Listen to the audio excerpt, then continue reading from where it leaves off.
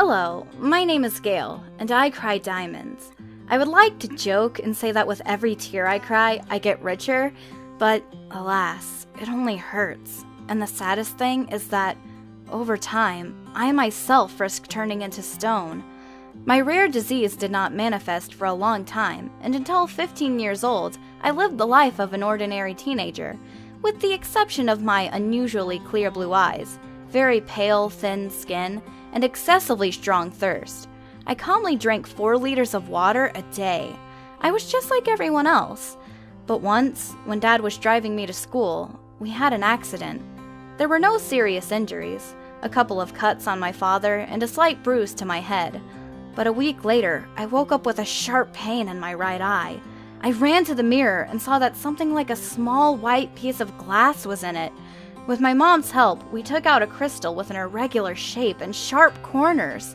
The pain continued, and we extracted another 5 crystal tears.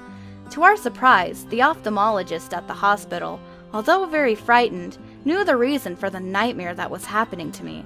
I had a series of tests and was diagnosed. I have a type of nephropathic cystinosis. Sounds creepy, right?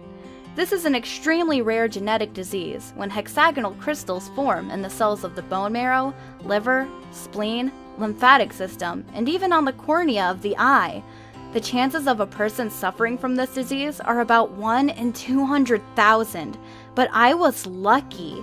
The disease makes itself known from early childhood, but mine was almost asymptomatic. As it turned out, my fair skin and hair, pale blue eyes, and a constant need for water were the first signs of this rare ailment. But the unfortunate accident with my father spurred its sharp progression, and the cystine crystals that form in my eye, which are poorly soluble in water, threatened to deprive me of my vision. This wasn't the worst of it. Soon, we became convinced that crystal tears were only the first manifestation of a terrible disease. Now crystals attack my whole body and are formed literally everywhere, in the stomach, liver, lungs, and I risk turning into stone. But an expensive operation and further therapy could save me. The money has already been raised, and I really hope that I will be able to beat this disease. And then, if I cry, it will be with joy that everything is in the past, and instead of pain, these tears will bring relief.